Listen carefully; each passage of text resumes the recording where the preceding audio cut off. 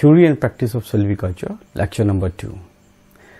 In this lecture, we are going to study about the locality factor. In the previous lecture, we have done the locality factor under climatic conditions. So, under climatic, we studied about the solar radiation. We studied about the light and temperature. So we'll continue this lecture. Before that, we'll just go for the revision. What is locality factor, site factor or habitat factor? Just in previous lecture it was explained. It is classified in 4 categories. One is called climatic, number 2 is called physiographic or topographic, number 3 is called edaphic factor, and number 4 is called biotic factor. These are the 4 factors which influences the forest in that particular area. So we know about silviculture, and to do silviculture we should know about the locality factor, how it affects the trees there, then only we can manage it very nicely.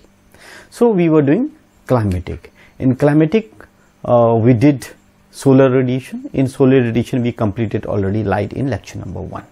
So again, let's go for the climate. Climate is defined as an average weather conditions prevailing in an area, whereas weather is characterized by temperature, humidity, pressure conditions of that area at a particular time. And under that we are going to study now heat and temperature. Under heat and temperature, the temperature of soil temperature, air temperature, we have studied in lecture number 1. In lecture number 2 we are going to study about the frost, that is low temperature, and snow and moisture. These are things we'll cover in lecture number 2. Now, these climatic factors which affect the vegetation or forest, and under that one we are going to study about the frost. Now frost, what is frost? Frost, chilling of air below the freezing point. So everybody knows about the frost. And depending on the mode of occurrence, we classify into 3. One is we call it a radiation frost, then pool frost and advective frost. These are frost, how it affects the trees, how it affects the seedlings, sapling or the forest. Let's understand number 1. That is called radiation frost. Now what is the radiation frost? Now you see the radiation frost, it occurs on the night. So on the night it will occur, okay, when the sky is very clear. Okay, when the sky is very clear. Okay, we don't have much of the clouds, and it produces by loss of heat by radiation. See, by the radiation, the loss of heat, heat will be lost because sky is very clear. We don't have much clouds in those nights. Okay, so it occurs there. It occurs on the plain area. We will not have in the hill area. In the plain area it will occur and kills back young plants. So you'll have ice crystals. These are some ice crystals. You can see some ice crystals which are formed on the ground. Not only on the ground it is formed. It is also these ice crystals which are formed not only in the ground. It forms on the seedling, sapling, tree also. These ice crystals they go for chilling. So chillness will be happen. So this is called radiation frost. Just to understand what is radiation frost. It happens in the plain area. Next is pool frost. This pool frost will happen in the valleys or in the hills. Okay. So what is this? The accumulation of considerable depth of heavy cold air flowing down into the natural depression from the adjoining areas. Now it occurs in the hill or valley countries. You can see this is a valley here. Okay, this is a valley here. Now this there are some cold airs which become very heavy, condense, and they start traveling down to the hill, to the valley. Okay, so heavy cold air will go down. Okay, and then we'll have some convention here. What happened? So this which are a bit more warm will be pushed up. Okay, they will go up. So what will happen in this one? This chilled or heavy air moves down. They will move down a series of convection currents. So this will move down. This heavy air will move down, and a series of convection current. See, this current will see it happens here. Convection current. Heavy air will go down, and the warm will go up. This currents will happen here, and the valley will be taken up by all heavy cold air accumulated here. It will be accumulated here. Okay. Accumulated here. So this will become very cold. This will affect the vegetation on the valleys also. So this is called pool frost. So pool frost happened in the hill and valley countries. So you can see these are the villages here in the valleys. Now how this forest will be affected by this pool frost. The third one is called advective frost. This advective frost is defined as a frost produced by cold air brought from elsewhere. Elsewhere means it generally happens in the northwestern part of our country, where you can find in the December or in the cold parts, cold months, what will happen?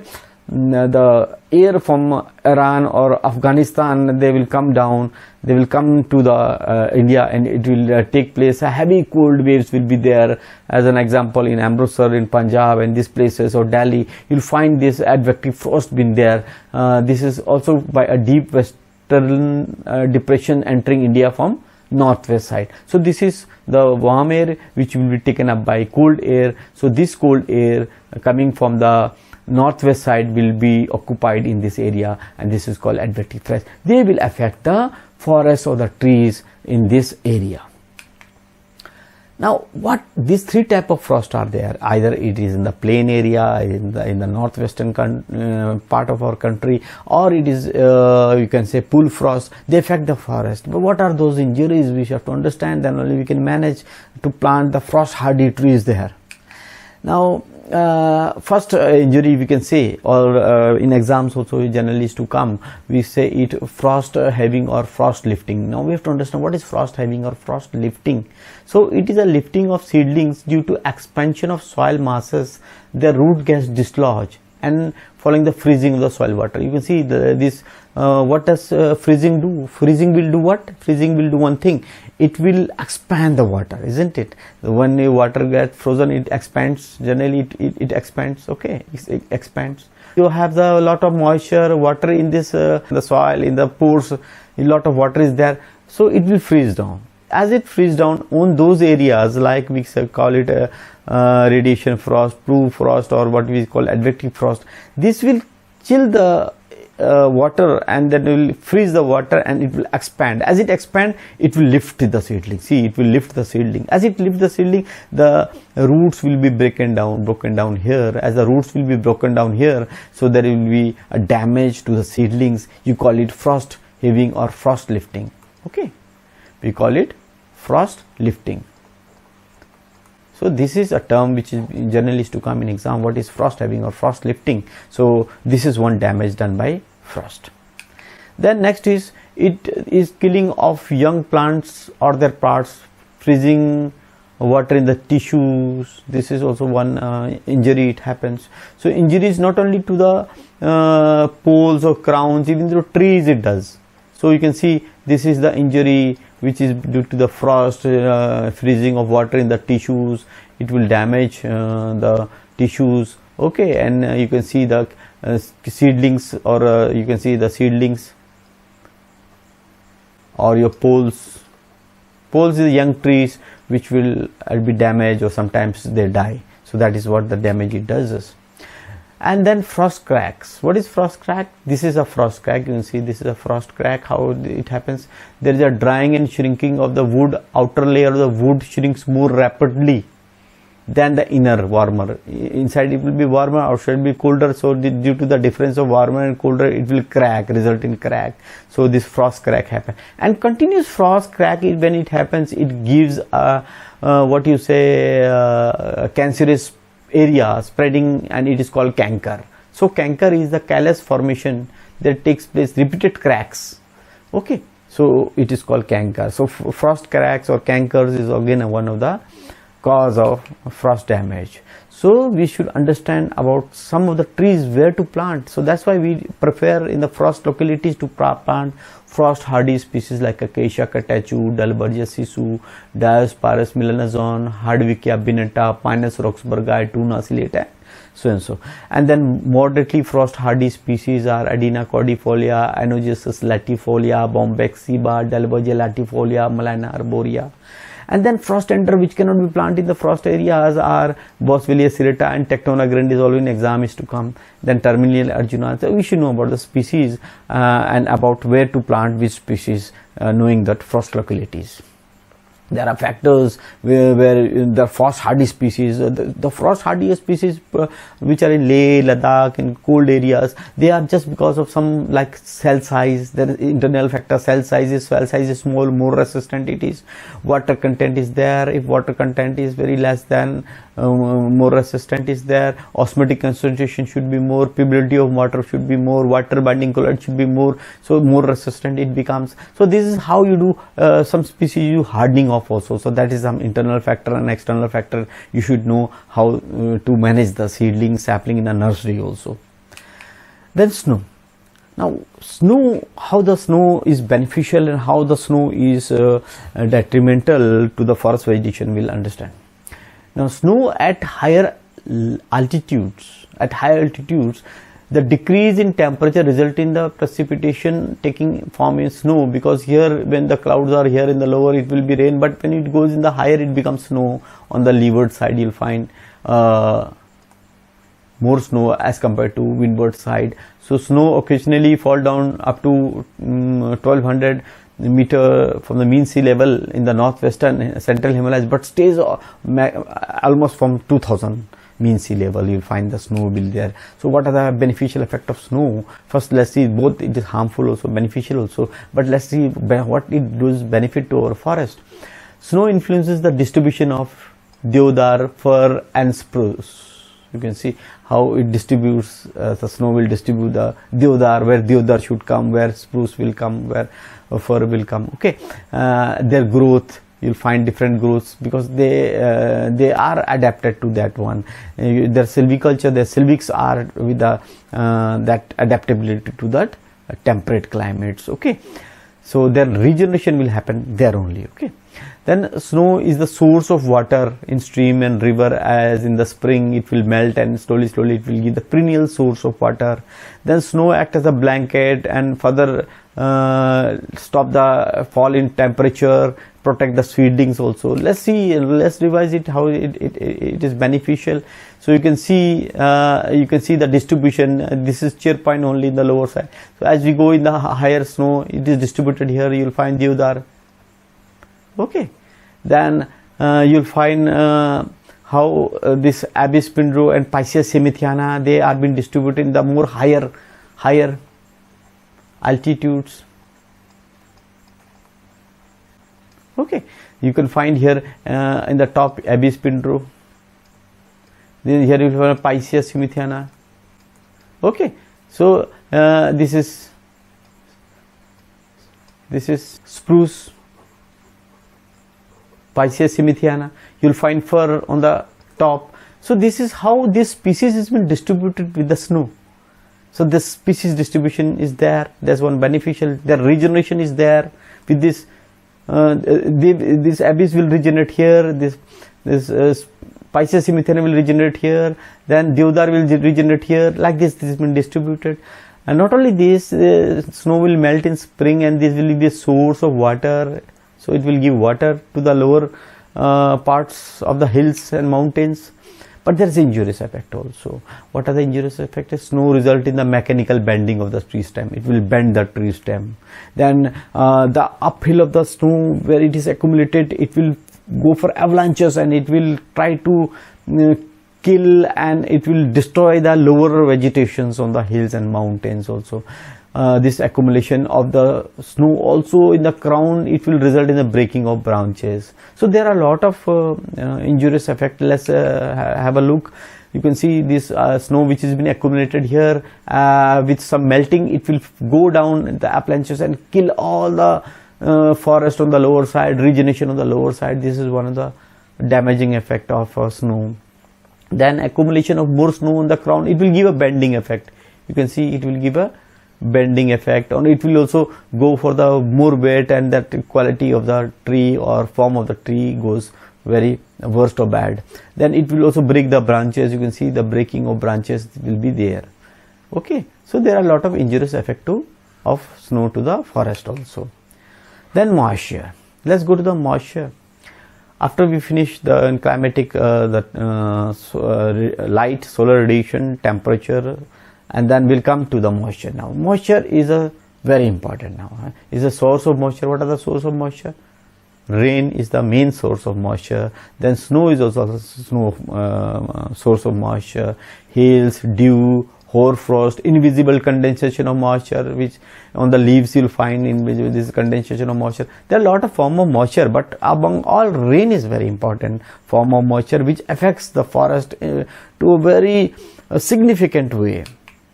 You see, what is moisture is one of the most important factor influencing the vegetation, because water is essential for various physiological activity of a tree, not only with the physical activity for a tree, also for the soil formation. So if we have a good moisture, good soil formation will be there. That's why when we go for north eastern side of mountains, we have more rainfall, soil depth is more here, and we go to the northwestern type of mountains, moisture as rainfall is compared is with bit less. There we have what bit less soil depth is there. So soil depth is also been affected because soil formation is dependent on the moisture. So moisture remain present in atmosphere and in the soil. So plant receive water from the soil through roots and then participate in evaporation through the leaves. So moisture as a rainfall is very, very important among all. So we can see the moisture is essential for what? Germination. Moisture is very important for viability of the seed, transpiration, respiration of the plant. So it is not only that one, it is a medium for the absorption of mineral from the soil. It helps for the trees and the roots to absorb the moisture from not only moisture, through moisture absorb the minerals also. So it is one of the raw material for photosynthesis also. For translocation, manufacture food. Food is being manufactured to translocate the roots, branches. It helps. This is one way. Another way I just told about the soil formation. So soil formation is very important because chemical and physical weathering is very important. Just because of moisture it happens. So again let's see. Moisture helps in transpiration. Moisture helps in photosynthesis because it's a medium for the photosynthesis. You see, without water is not possible for photosynthesis. And in transpiration, you need this water vapor has been gone out from the tree, which is an important physiological process. Water and moisture also helps to take the minerals up. It is a medium for the translocation. Not only that one, the photosynthesis which is being produced through photosynthesis, it helps to distribute the food to the entire tree by this water, by means of water. Okay, not only this, water is also important for the soil formation, just as I told you, for chemical and physical weathering. Now, this water influence on vegetation, it determines the nature of the vegetation, where the vegetation has to come. So that's why 16 forest type, you can see the different type of tree species has been located in our country. They are taking the respective place as their moisture, not only moisture and temperature both. So how much tree grows nicely, what is its volume, all this is very important just because of the moisture. Okay, so it determines the species, where the species has been distributed in our country. The tropical zone have different species, subtropical have different species, temperate have different species, thorn forest and dry in Rajasthan, you can see the dry area have different species, central India have different species. So this northeast with a very tropical wet evergreen forest have different species. Here we can see the temperate forest have different species. So it can be used as the basis for classifying the vegetation on different temperate zones. Just previous lecture I have explained here. So humidity, now humidity is also a form of a moisture. It is a modified. Now you see the presence of water vapor makes air humid. Humidity refers to the state of air, the atmosphere in which water vapor is present. So atmosphere, how much water vapor is present. You see this atmosphere, we have how much water, more water vapor is present. Okay, so around 98% you can see relative humidity. You can see the plant growth is very good here. Here you can see water vapor, or you can see the humidity is 52% of relative humidity is just 52% here. This much you can see a moderate type of growth is happening here, and this is just arid area. 25% relative humidity, very less, very thorny type of forest you will find here. See the effect of humidity to the forest also. That's why moisture, rainfall is very important source for the and responsible for the distribution of the forest. So let's see the rainfall distribution in our India. We can see heavy rainfall will be there in Cherrapunji, and very low, less rainfall, even less than 250 mm will be there in Rajasthan, in that area. So it depends from heavy rainfall to the less rainfall. A lot of diversity is there in the rain, receiving of rain in our country. Okay, so we will see that how this on the account of tropical temperature and heavy rainfall, Westerly Ghats, West Bengal, they are having a luxuriant vegetation here. This tropical wet evergreen forest here. Okay, here luxuriant vegetation you will find here, luxuriant vegetation you will find in this area. But this plateau of Deccan, this Gangetic plains and these plains, they have moderate rainfall here, and here we have very less rainfall in the Rajasthan. So we already know, but we'll just have a short revision about the type of source of rainfall, and these are very important. We have four. One we call advanced southwest rainfall. This is among all, this is the very important rainfall, southwest rainfall. Then we are having a retreating northeast monsoon. Then we are having cyclonic depression, westerly depression, thunderstorms. These are some forms of moisture which has been distributed in our entire country. Among this, first one, southwest monsoon, is very, very important. We can see the southwest monsoon here. Southwest monsoon, you can see during May what will happen. We have a low pressure here. Low pressure has been built up here. Okay, and then the wind will carry this vapors from the sea and ocean, and we'll have some receive of rainfall in the 1st June somewhere here in the southern part, and somewhere here in the northeastern part. Okay, the rainfall will reach 5th June somewhere here. Then by 10 June this will reach somewhere here. Okay, and the country will receive the rainfall by 15 June by here. So maximum rainfall we are getting here, southwest monsoon. Okay, then slowly rain will be on 15 July in this part. Okay, these are the southwest monsoon. This is important monsoon, main you can say arrival date of for our country. And then later that's called retreating monsoon, or we call it a date of withdrawal of monsoon. So monsoon will come back from here, from Afghanistan and Iran area. They will come back because now the low pressure has developed in this area. So what will happen? It will travel back. We call it retreating monsoon. So in the 1st September or in this September, we'll have rainfall in this area. Then by 1st October, rainfall will come this area, and similarly the rainfall will go back like this. Is called a retreating monsoon, and by 15th December it will come to the south. Then apart from that one, we are also having cyclonic depressions. The cyclonic depressions are there. These cyclonic depressions happen in Odisha and West Bengal, and they also are responsible for moisture also and for destruction also. It happens something. We can have this cyclonic depressions here, and always there is some destruction on the coastal areas. Then westerly depressions, which happens in the December area, and it also brings rain and hails. When it happens in the area of northwestern part of like Delhi or Haryana or Punjab, this area be westerly depression. Thunderstorms are happening in May. That's in the northeast. It will happen source of rainfall. But among all these advanced southwest, this monsoon is very important for the responsible for the distribution of the trees in the entire country. Not only this rainfall, but two things we have to remember very important is the rainfall intensity and number of days.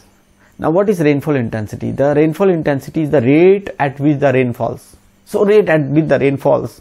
For example, we have rain of 2000 millimeter. It comes in very few number of days. It will come high rainfall intensity. You can see high rainfall intensity. So this high rainfall intensity is not good now. What happens with the high rainfall intensity? It is destruction. It causes soil erosion and even floods it causes. Better that this amount of rainfall if it is distributed in number of days. For example, this high intensity rainfall, it happens only in 15 days. Okay. And the same amount of rainfall if it comes in 6 months, coming bit less, but coming in continuous in up to 6 months.